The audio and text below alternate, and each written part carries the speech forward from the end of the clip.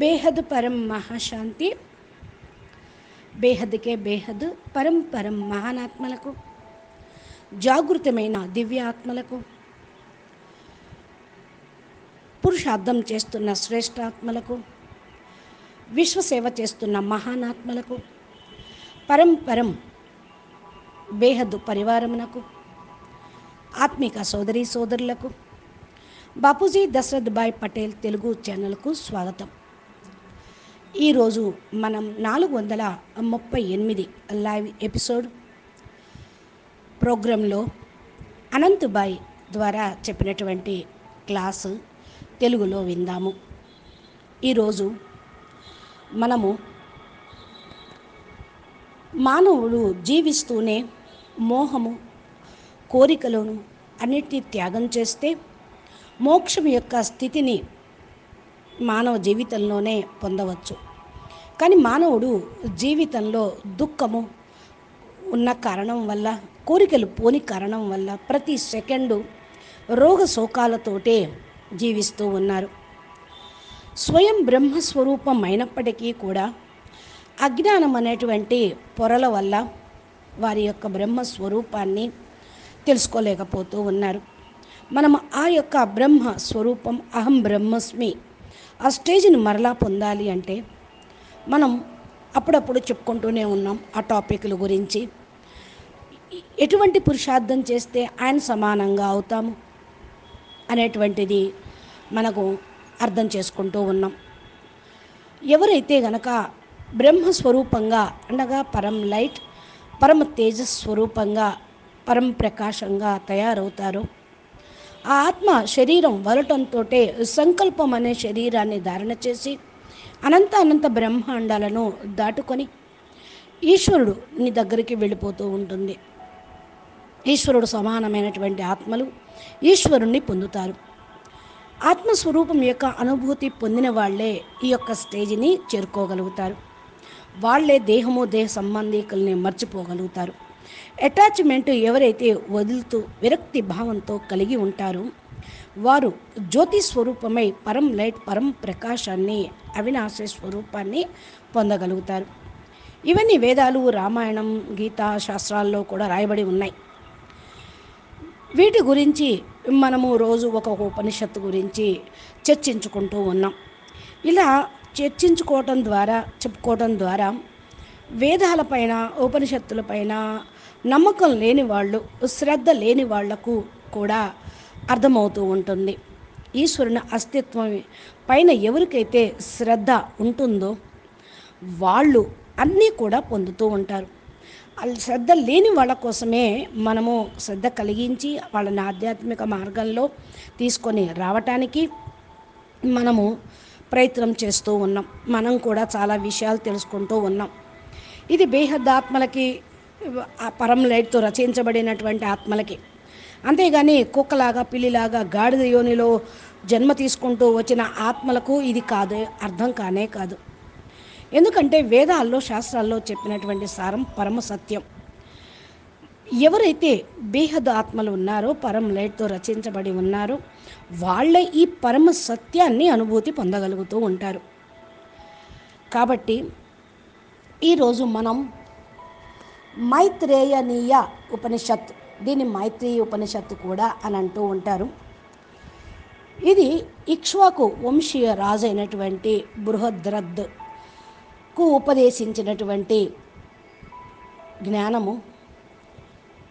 ఇందులో చర్చించబడినటువంటి విషయము 3 ప్రశ్నలకు సమాధానాలు చాలా చక్కగా స్పష్టంగా వర్ణించబడ్డాయి.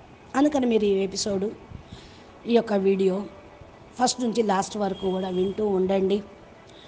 దీనిలో చెప్పబడిన ఫస్ట్ పాయింట్, ఆత్మ దేహంలో ఎట్లా ప్రవేశిస్తుంది, ఆత్మ ఎలాగా జీవము, చైతన్యము ఎలా డివైడ్ అవుతూ ఉంటుంది, బ్రహ్మ ద్వారా అంటే ఆత్మ లైట్ బ్రహ్మస్వరూపం ఎలా డివైడ్ అయింది అనే విషయాన్ని చాలా స్పష్టంగా చెప్పారు.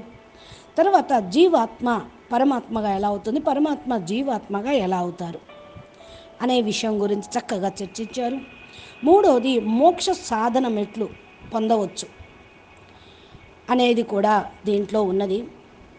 ఈ ఉపనిషత్తులోని మిగతా భాగమంతా కూడా కిలాకాండమని చెప్పవచ్చు.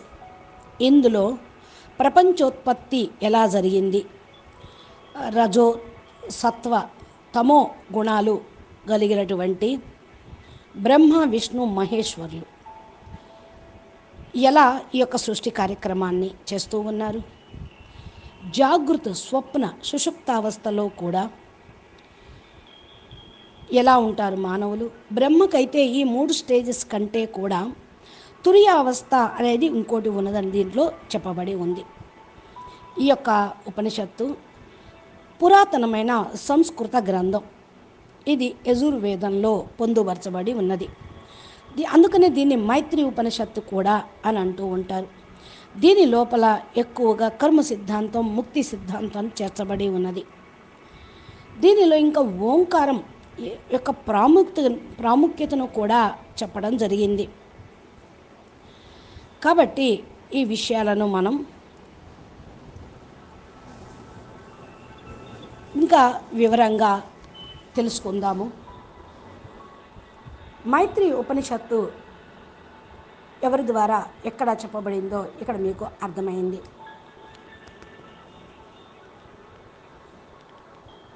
దీని లోపల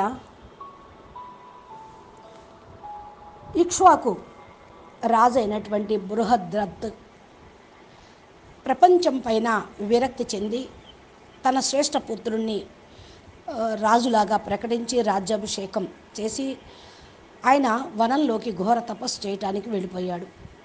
తర్వాత పరమ తేజస్వి శాకాన్యతోటి ఆత్మ జ్ఞానం పొందాలనే జిజ్ఞాసతోటి వారిని పిలిపించి వారికి చెప్పారు. బ్రహ్మ విద్య అనేది గురించి భగవాన్ మైత్రేయ ద్వారా లభించినటువంటి జ్ఞానము మరియు ప్రజాపతి సర్వప్రదంగా చెప్పినటువంటి జ్ఞానము ఇందులో పొందుపరచబడి ఉన్నది. ఈ యొక్క ఉపనిషత్తులో శాకాన్యాయ్ ఋషి అనేక రకాలుగా బ్రహ్మ యొక్క స్వరూపాన్ని నిరూపణ చేస్తూ అంతిమ స్వరూపంలో స్థిరంగా ఉన్నటువంటి దాని గురించి వర్ణన కూడా చెప్పడం జరిగింది. ఇది ద్వైతీ భావన విజ్ఞానము దీంట్లో కూడా అంతర్గతమై ఉన్నది. దీని యొక్క సత్య స్వరూపము అద్వితీయ భావం గల విజ్ఞానము. ఈ అద్వైత కార్యక్రమం కారణం వల్ల నిముక్తి, నిర్వచన్ మరియు నిరూపాఖ్యం దాని గురించి వర్ణన చేశారు. ప్రపంచంలో అన్నిటికంటే కూడా గొప్పగా తెలుసుకోవాల్సినటువంటిది, పరిశోధన చేయాల్సినటువంటి తత్వం కూడా ఇదే. సన్యాసం తీసుకొని అడవిలోకి వెళ్ళిన మనసుని నిర్విషంగా ఉంచాలి కదా. అంటే మనసులో ఏ ఆలోచన, వికారాలు ఏమీ లేకుండా నిర్వికారిగా, నిస్సంకల్పంగా అలా ఉంచినప్పుడే ఏదైతే బ్రహ్మ జ్ఞానం ఉన్నదో వెతుకుతూ ఉన్నారో అది ప్రాప్తిస్తూ ఉంటుంది. మానవుడి యొక్క శరీరం ఒక వాహనం లాంటిది. Human body is like A vehicle. అయితే ఇది అచేతనంగా ఉన్నటువంటిది. శరీరం వెహికల్ అంటే అచేతనం, జడం. అనంత, అక్షయ, స్థిర, శాశ్వత మరియు అతీంద్రియ బ్రహ్మ తన యొక్క అంశ మన లోపల ఆత్మస్వరూపంలో ఉన్నప్పటికీ దాన్ని తెలుసుకోలేకపోతున్నాం ఈ అచైతన్యమైన శరీరం ద్వారా. అందుకని బ్రహ్మ యొక్క మహిమను, చేతనామయ శరీరంను మనం చేసుకోవాలి. ఈ యొక్క బ్రహ్మయే చేతనామయ శరీరం, బ్రహ్మయే ఆత్మ శరీరంగా, చేతనామయంగా ఈ శరీరాన్ని నడిపిస్తూ ఉంటుంది. ఇక్కడ ప్రతి ఒక్క పురుష్ అనగా ఆత్మ, ప్రతి ఒక్క ఆత్మ వర్తమానంలో పరబ్రహ్మ యొక్క అంశయే. తనలో అనంత మహిమ ఉన్నది. తన యొక్క అనంత మహిమలో బ్రహ్మ కూడా ఒంటరితనాన్ని అనుభూతి పొందిన కారణాల వల్ల అనేక రకాలుగా తను కూడా ప్రజలను తయారు చేసి దాని లోపల పంచ ప్రాణాలను పంచ కర్మేంద్రియాలను, పంచ జ్ఞానేంద్రియాలను కూడా ప్రవేశపెట్టారు. అందుకనే పంచద ప్రాణ అని అంటూ ఉంటారు. వాయువు, విశ్వాన్నార అగ్ని రూపంలో ఆ శరీరం లోపలికి ఆత్మ శరీరం లోపలికి ప్రవేశించడం జరిగింది. మనం ముందే దీనిలో ఏం చెప్పారు అని తెలుసుకున్నాం కదా. ఆత్మదేహంలో ఎట్లా ప్రవేశిస్తుంది అనేటువంటి విషయం. ఆత్మనే ఇక్కడ బ్రహ్మ అంటున్నారు. ఈ మాటని మీరు చక్కగా గుర్తుంచుకోండి. ఇది దేహము ఒక రథం. దీని లోపల కర్మేంద్రియాలు అశ్వాలు, గుర్రాలు, జ్ఞానేంద్రియాలు తాళ్ళు, మనసు కంట్రోల్ చేసేది. ప్రకృతి అనేటువంటి ఈ యొక్క దేహం అనేటువంటి శరీరము రథచక్రాలు సదా నిరంతరం తిరుగుతూనే ఉంటాయి. శరీరం అనేటువంటి రథం యొక్క చక్రాలు అనగా బుద్ధి, మనసు తిరుగుతూనే ఉంటుంది సదా. ఈ పంచ కర్మేంద్రియాలు పంచ మహాభూతాల సంయోగంతో, పంచ జ్ఞానేంద్రియాల సంయోగంతో ఈ దేహము అనేది నిర్మితమైంది. ఆత్మను భూతాత్మ అని అంటూ ఉంటారు. దేహము యొక్క ఆత్మను భూతాత్మ అంటారు. ఎందుకంటే మహాభూతాలు ఉన్నాయి, పంచమహాభూతాలు, కర్మేంద్రియాలు, జ్ఞానేంద్రియాల తోటి కలిసినటువంటి దేహము, దీంట్లో ఆత్మ ఉంది. అందుకని ఏమంటున్నారు, ఇక్కడ భూతాత్మ అని అంటూ ఉంటారు. అగ్నితోటి అభిభూతమై ఉంటుంది. అనగా పిండము ఏ విధంగా రకరకాల రూపాలను మార్చుకుంటూ ఆకృతిని, మానవ శరీరాన్ని తయారు చేసుకుంటూ ఉంటుంది. ఇది కర్మ యొక్క అనుసారంగానే వారికి ఆ శరీర ఆకృతి అనేది లభిస్తుంది. రాగద్వేషాలు, రాజసిక తామసిక గుణాలతోటి ఈ భూతాత్మ 84 లక్షల యోనుల్లో తిరుగుతూ ప్రవేశిస్తూ ఉన్నతమైనటువంటి గతిని, నానా రకాలుగా లోయెస్ట్ గతిని చక్కర్లు కొడుతూ ఉంటుంది. దీని యొక్క సత్యమైన స్వరూపము అకర్త, అగ్రాహ్యం అయినప్పటికీ కూడా ఆత్మావస్థలో ఉంటుంది. భగవంతుడు ప్రకృతి యొక్క గుణాలను మనకు పర్దా వేసేశారు. ఈ కారణం వల్ల భూతాత్మని మనం చూడలేకపోతున్నాం. అంటే లోపల ఉన్నటువంటి ఆత్మస్వరూపాన్ని చూడలేకపోతున్నాం. ఆత్మ శరీరంనకు ఒక అతిథి. దీన్ని వదిలేస్తే అది సాయుధ్య లాభాన్ని పొందుతూ ఉంటుంది. మానవుడు ప్రత్యేకమైనటువంటి క్రమ అనుసారంగా నది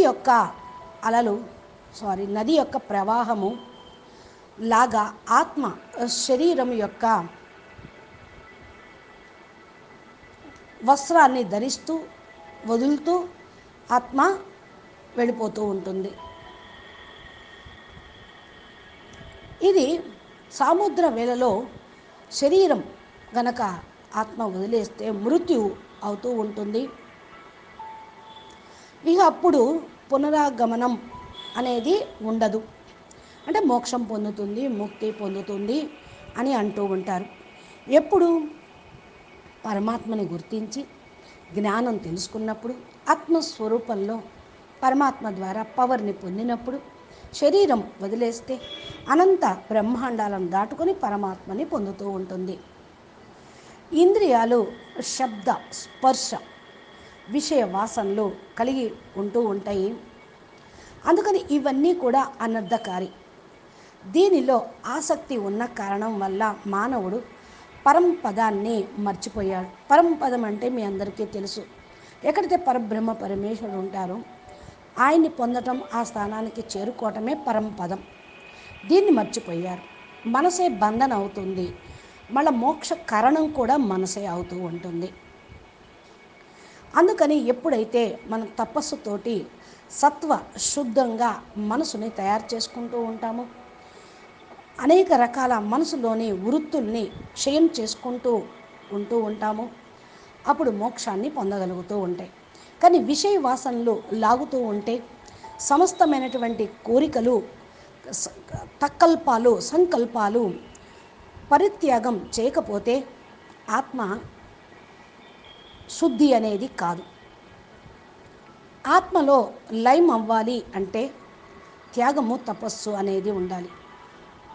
నా భావన, నాది నాది అనే భావన వదిలేసేయాలి. విషయ వికారత్వాన్ని వదిలేసేయాలి. విలక్షణ స్థితిని పొందాలి. అది మోక్ష స్వరూపం అవుతుంది.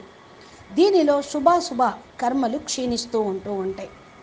ఇప్పుడు వర్ణనాతీత శుద్ధ బ్రహ్మ సుఖ స్వరూపాన్ని వాళ్ళు పొందగలుగుతూ ఉంటారు. ప్రాణ రూపంలో అంతరాత్మ మరియు ఆదిత్య రూపంలో బ్రహ్మ ఆత్మను పోషణ చేసేది ఆత్మయే, అంటే సగుణ రూపంలో. ఇంకొకటి నిర్గుణ రూపం ఉంది ఆత్మకు. ఆత్మకు 3 రూపాలు. ఒకటి సగుణ రూపం, అంతరాత్మ బాహ్యాత్మ యొక్క పోషణ చేస్తూ ఉంటుంది. దీన్నే మనం సాకార రూపం, సగుణ రూపం అనవచ్చు. అమూర్త్ అంటే నిర్గుణ రూపం. ఇది మూర్త్ అసత్యము, అమూర్త్ సత్యము. మూర్తి అంటే సాకారం, ఇది వినాశనం అయిపోయేది. అమూర్తి అంటే ఆత్మ, ఇది సత్యం అన్నమాట. ఇదే తద్బ్రహ్మ, ఓం అనేటువంటి స్థానము. ఓంకారము అంటే ఆ ఓమ్మ ఈ బ్రహ్మాండాన్ని సృష్టి స్థితి లయాలు చేసేది. ఓంకారం నుండే ఈ సృష్టి స్టార్ట్ అయింది, ప్రణవనాదంగా చెప్తూ ఉంటారు.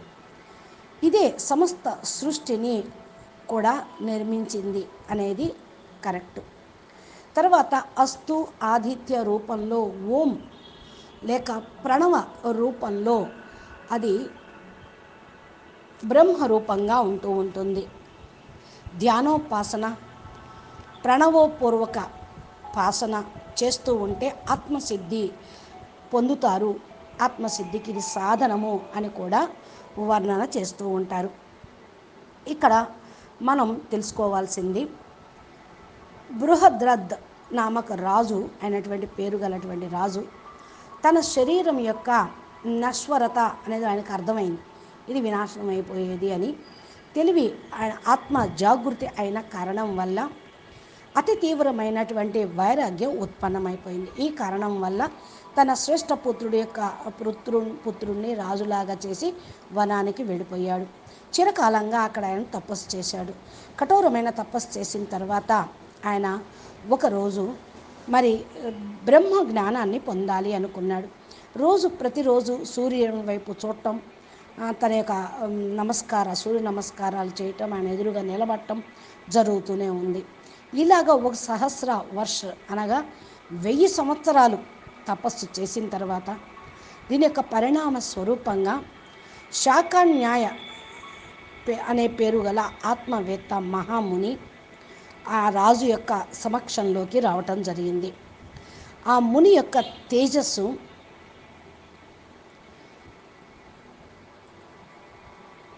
ఆయనకి కనిపించటంతో ఆయన యొక్క డివైన్ ఆరా అనుభూతి అయ్యింది.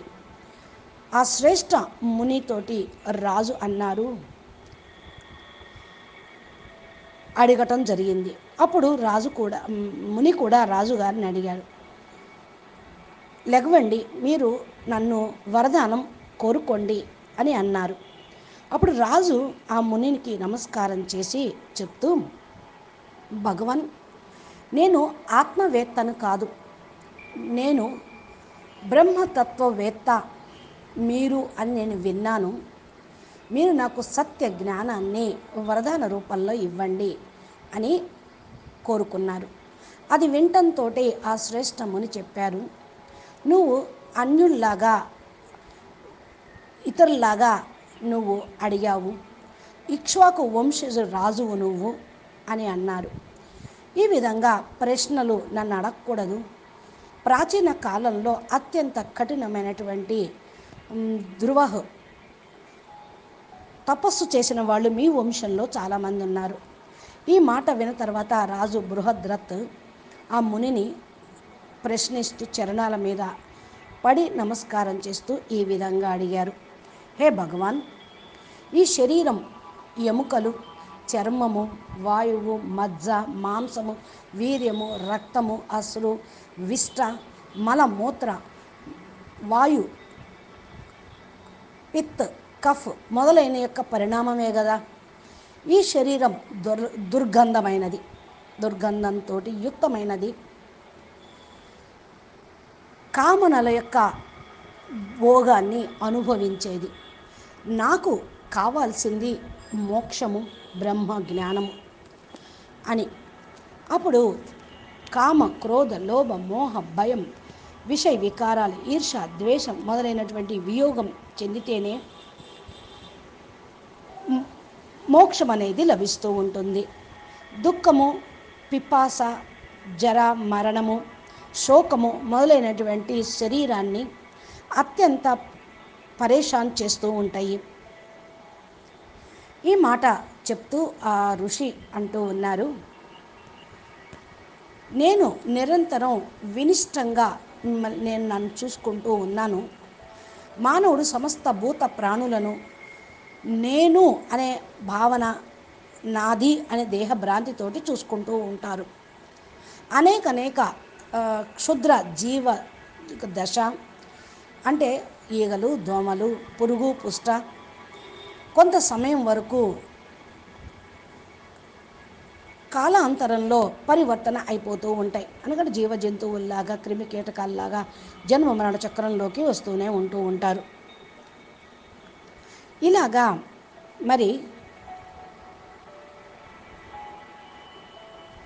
మానవుడే కాదు, అసురులు, గంధర్వులు, యక్షులు, రాక్షసులు, భూత సముదాయము, పిశాచి, సర్పము, గ్రహాలు, ఉపగ్రహము మొదలైనవి కూడా అన్నీ కూడా వినిష్టమైపోయినట్టుగా నేను చూస్తూ ఉన్నాను.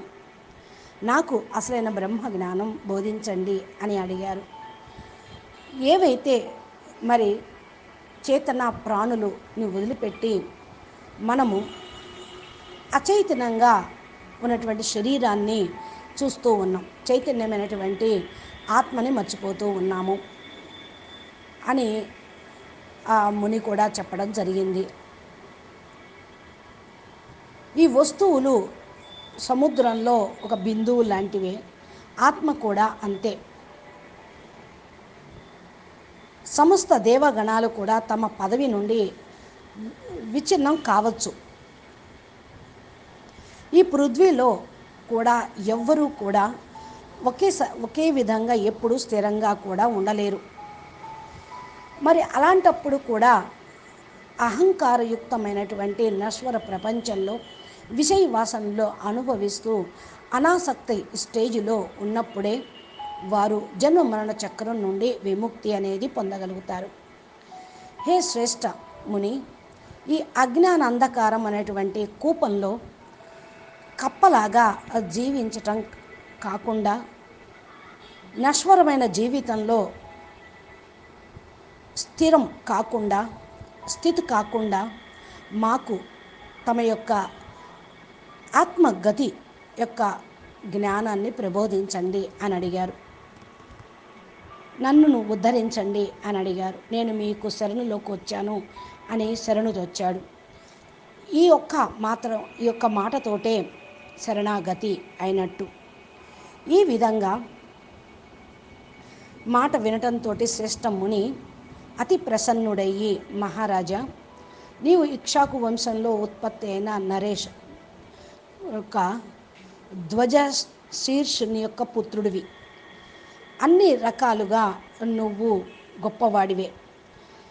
ఈ ఆత్మ ఏంటి, ఎలాగా ఆత్మ లోపల ఏమే శక్తులు ఉన్నాయి, ఈ ఆత్మ శరీరంలో ఎలా ప్రవేశిస్తుంది అనే విషయం గురించి చెబుతాను, విను అన్నారు. ఈ సందర్భంలో తప్పకుండా నువ్వు తెలుసుకోవాల్సింది చాలా ఉంది అంటంతో బాహ్య ఇంద్రియాలను నిరోధించి అంతర్ముఖిగా అయ్యి విను అంటే చిత్తవృత్తి నిరోధ అంటారు కదా. ఇంద్రియాలను నిరోధించినప్పుడు అంతర్ముఖిగా అవటంతో జ్ఞానము అనేది బుద్ధిలో నిలుస్తూ ఉంటుంది. ప్రాణతత్వము అనేటువంటి ఆత్మ యోగం యొక్క మాధ్యమంతో ఊర్ధ్వ గమనానికి చేరగలుగుతూ ఉంటుంది. దుఃఖం అనేటువంటి ప్రతిభాసమైనటువంటి ఈ యొక్క శరీరము, జీవితము సమాప్తం అయిపోతుంది. వాస్తవంగా దుఃఖరహితమైనటువంటిది ఆత్మ. కానీ అజ్ఞానం అనే అంధకారంలో దాన్ని మర్చిపోతూ ఉన్నారు. ఆత్మ యొక్క స్వరూపము నశ్వరమైనది. నశ్వర శరీరం తోటి అది లేదు, శరీరం వినాశనమయ్యేది. కానీ మరి పరం జ్యోతి స్వరూపము పరమాత్మ తత్వమును ఎవరైతే తెలుసుకుంటూ ఉంటారో, వారు ఆ రూపమని తెలుసుకుంటారో దానిలో విలీనమైపోతూ ఉంటారు. ఆత్మతత్వము అమృతయుక్తమైనటువంటి స్వయం బ్రహ్మస్వరూపము అని చెప్తూ ఉన్నారు. ఇంకా హే రాజన్ అంటూ అవినాశి బ్రహ్మ విద్య అన్ని ఉపనిషత్తుల్లోనూ ఒకే స్వరంతో ఉపదేశించబడింది. బ్రహ్మ విద్య జ్ఞానంతో భగవాన్ మైత్రేయి నాకు చెప్పారు. అదే శ్రేష్టమైన జ్ఞానం నేను మీకు చెప్తాను అని అంటూ ఉన్నారు. సమస్తమైనటువంటి పాపాలు ఈ యొక్క జ్ఞానంతో నష్టమవుతాయి. తపస్వి తేజస్వి స్వరూపము అనేది బ్రహ్మచర్య వ్రతాన్ని ధారణ చేయటంతో అది కూడా లభిస్తూ ఉంటుంది. అయితే ఈ యొక్క బ్రహ్మచర్య వ్రతాన్ని ధారణ చేసినటువంటి ముని వాల్యకిల్య అనే పేరు నువ్వు తెలుసుకునే ముని ఉంటావు. ఇలాగే ఒకసారి ఆయన శ్రేష్ఠ ముని బ్రహ్మని ప్రశ్నించారు. ఇది శరీరము ఒక బండిలాగా అని అన్నారు కదా, ఇది భలే అచైతనము. మరి ఎటువంటి అతీంద్రియ తత్వము, శ్రేష్ఠ తత్వము మన శరీరంలో ఉన్నది, దాని యొక్క మహిమ చెప్పండి అన్నారు. ఈ శరీరం చైతన్యమైనటువంటి ఆత్మ ద్వారా నడిపింపబడేటువంటి వాహనం. శరీరాన్ని ఏదైతే ప్రేరేపిస్తూ ఉందో అదే వాణిని కూడా ప్రేరేపిస్తుంది. వాక్కుకు అతీతమైనది అదే ఆత్మ అంటూ ప్రారంభించారు. అప్పుడు ఆ రాజుగారు, హే భగవాన్, ఆ శ్రేష్ఠ తత్వము మన యొక్క సమక్షంలో ఎలా ఉంటుందో దయచేసి కొంచెం చెప్పండి అని అడిగారు. అప్పుడు బ్రహ్మగారు ఆ మునితోటి అన్నారు, శ్రేష్ఠ తత్వము శుద్ధమైన, పవిత్రమైన, శూన్యం, శాంతమైన జీవిత ప్రధానంని కలిగిస్తూ ఉంటుంది. ఆ శ్రేష్ఠ తత్వమే జీవితాన్ని శాంతమయంగా, పవిత్రమయంగా, శుద్ధమయంగా తయారు చేస్తూ ఉంటుంది. అనంత అవినాశి, శాశ్వతమైన, సనాతన, స్థిరమైనటువంటి స్వరూపాన్ని స్వతంత్ర రూపంలో అది కలిగిస్తూ ఉంటుంది. అదే స్వతంత్రమైనది ఆత్మ అని. ఈ విధంగా ఈ మహాన్ మహిమ కలిగినటువంటి ఆత్మయే అచైతన్యమైన శరీరాన్ని నడిపిస్తూ ఉంటుంది. శరీరాన్ని కూడా చైతన్యము అనేటువంటి భ్రాంతిని కూడా కలిగిస్తూ ఉంటుంది. ఆత్మ చైతన్యమైనటువంటి తత్వము ప్రేరణతోటే ఈ శరీరం నడుస్తూ ఉంది. ఈ మాట వినటంతో ఆ మహాముని మరలా అడిగారు, ఏమని? హే భగవాన్, ఈ ఆత్మ అనిశ్చిత్ అంటే విడిపోయేది కాదు, శాశ్వతమైనది. చైతన్య రూపంతో ఈ శరీరంలో ఎలా స్థిరంగా శరీరంలో ఎలా ప్రవేశిస్తుంది? ఈ శరీరాన్ని ఇది ప్రేరితం ఎందుకు చేస్తూ ఉంటుంది? ఈ ఆత్మ యొక్క మహిమ ఏ విధంగా ఉంటుంది అని అడగటం జరిగింది. అప్పుడు బ్రహ్మగారు కూడా చెప్పారు, హే ముని, ఆత్మ సూక్ష్మమైనది, అతి సూక్ష్మాతి సూక్ష్మమైన అదృశ్యమైన రూపంలో ఉన్న కారణం వల్ల ఇది సంజ్ఞా రూపంలో పురుష్ అనగా ఆత్మ స్వరూపము అని మనం తెలుసుకుంటూ ఉంటాం. ఈ ఆత్మ తన యొక్క ఒక అంశతోటి ఈ శరీరం మొత్తాన్ని బుద్ధిపూర్వకంగా దీన్ని నడిపిస్తూ ఉంటుంది. నిద్రపోతున్న సమయంలో కూడా యుక్తిపూర్వకంగా బోధ చేయిస్తూ ఉంటుంది. చైతన్య రూపంలో సమస్త ప్రాణులను నడిపిస్తూ ఉంటుంది. అది ప్రత్యేకమైన శరీరంలో దీన్నే క్షేత్రజ్ఞుడు అని అంటూ ఉంటారు.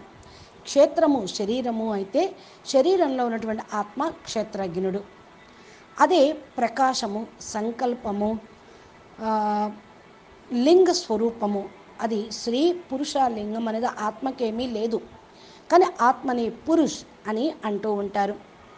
ఈ రూపంలో సమస్త విశ్వాన్ని కూడా చూడాలి. అందరూ ఆత్మస్వరూపులే, ప్రపంచం మొత్తం ఆత్మస్వరూపులుగానే చూస్తూ ఉండాలి.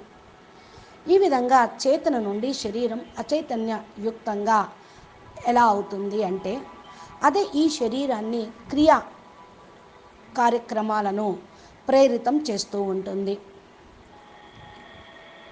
ఇంకా వాలకిల్యునే అంటే ముని ప్రశ్న వేశారు, ఏ భగవాన్, ఈ ఆత్మ అఖండం అయినప్పటికీ కూడా ఏ విధంగా అంశ రూపంలో శరీరంలో అది స్థిరంగా ఉన్నది అని. దీని గురించినటువంటి విషయము ఆత్మ ఎలాగా విభజించబడి ఒక్కొక్క భాగంగా ఎలా అవుతుందో అనేది కూడా ఇక్కడ చెప్పబడటం జరిగింది. తమ చైతన్య బ్రహ్మను మరి ఏకాకారంగా అనుకోవటం జరుగుతుంది. దానిపైన మనం కంప్లీట్ ఫోకస్ చేయాలి. అప్పుడు భౌతిక ప్రపంచం నుండి మనసు నుండి కూడా ఆత్మ అతీతంగా తీసుకొని వెళ్ళాలి. మనము మనసును కూడా పైకి, మనసు కంటే అతీతంగా వెళ్ళిపోవాలి. మనసు, బుద్ధి, సంస్కారాలకు అతీతమైనటువంటి స్వరూపమే బ్రహ్మ చైతన్యం. ఆత్మ అనుభూతి పొందుటకు అడ్డంకులుగా ఉన్నటువంటి కర్మలను సమాప్తి చేసుకోవాలి. మీరెంతగా ఈ ప్రపంచంలో ఉన్నటువంటి మానవులు థర్డ్ క్లాస్ స్టేజ్లో ఉన్నప్పటికీ కూడా బుద్ధి ఉన్న, థర్డ్ క్లాస్ స్టేజ్లో ఉన్న బుద్ధి ఉన్న మనమందరం కూడా బ్రహ్మస్వరూపం అని భగవంతుడు కూడా అంటూ ఉన్నారు. బ్రహ్మ అంటే ఏంటి? లైట్ స్వరూపం, ప్రకాశ స్వరూపం. అది అంత క్రితము ఉంది, మర్చిపోయిన తర్వాత ఆవరణలు అంటుకుని అణిగిపోయినప్పటికీ కూడా మనం బ్రహ్మస్వరూపమే. కానీ కర్మబంధనాల్లో ఇరుక్కుపోయిన కారణం వల్ల ఈ విషయాన్ని మనం తెలుసుకోలేకపోతున్నాం. దీన్ని ఒప్పుకోవటానికి కూడా కొంతమంది రెడీగా లేరు. ఎందుకంటే వారి యొక్క అజ్ఞానము ఒప్పుకోనివ్వదు. మనసుని మార్చుకోవాలి, మనసుని ఒప్పుకునే విధంగా ప్రేరేరింప చెయ్యాలి. చిన్నపిల్లలు చూడండి, చిన్నప్పటి నుంచి తల్లి కూడా నేర్పుతూ ఉంటుంది, తల్లిదండ్రులు వీళ్ళు ఈ విషయము ఆ విషయం అని. అదేవిధంగా మన ఆత్మ శుద్ధ చైతన్యము కనుక మనసుకు మనం చెప్పుకోవాలి. పరం లైట్, పరం ప్రకాశము మనసుకు అంగీకరింప చెయ్యాలి. ఏవైనా సరే ప్రాబ్లమ్స్ వస్తున్నాయి అంటే మనసు ద్వారానే వస్తున్నాయి. అందుకే మనసే మోక్షానికి కారణము, మనసే బంధనానికి కారణము. దేహము, దేహ సంబంధికులను పట్టుకునేది కూడా మనసే చేస్తూ ఉంటుంది, మనసే అనుభవిస్తూ ఉంటుంది. ఆత్మే మనసుకు అతీతంగా ఉండేది. ఆత్మలోని అతి చిన్న అంశమైనటువంటిది మనసు. కాబట్టి మనసుకు ప్రాముఖ్యతను ఇవ్వకండి, దీన్ని కంట్రోల్లో చేసుకోండి. ఈ జ్ఞానం తెలుసుకున్న వాళ్ళు చాలామంది వారు జ్ఞానం అనుసారంగా వారి లోకాల్లో కూడా వెళ్ళిపోయిన వాళ్ళు ఉన్నారు. ఈ భూమి మీద ఎంతోమంది ఋషులు, మునులు, శ్రేష్టమైన మహానాత్మలు, మరి అవతార పురుషులు, అవధూతలు ఎంతోమంది వచ్చారు, శ్రేష్టమైన ఆత్మలు. వారు జ్ఞానాన్ని వేదాలు, ఉపనిషత్తుల ద్వారా ఈ బ్రహ్మాండంలో ఉన్నవన్నీ తెలుసుకొని దాన్ని ధారణ చేసి ఈ జ్ఞానాన్ని, అనుభవాన్ని పొంది మాయను వదిలిపెట్టేసి ఆత్మను జాగృతం చేసుకొని వారు పరబ్రహ్మ స్వరూపంగా అనుభూతి పొంది ఆ విధంగా అయిపోయి వారి లోకాలకి, గ్రహాలకు కూడా వెళ్ళిపోయారు. కాబట్టి మనము అసలు ఆత్మ ఎలాగా పంచభూతకంగా అవుతుంది, పంచకర్మేంద్రియాల ద్వారా ఎలా చేయిస్తుంది అనేటువంటి విషయాన్ని మనము నెక్స్ట్ ఎపిసోడ్లో, క్లాస్లో మనం తెలుసుకుందాము. అచ్చా, పరం శాంతి. నమస్తే, ధన్యవాదాలు. బేహద్కే బేహద్, పరం పరం మహాశాంతి హై, మహాశాంతి హై, మహాశాంతి. నమస్తే.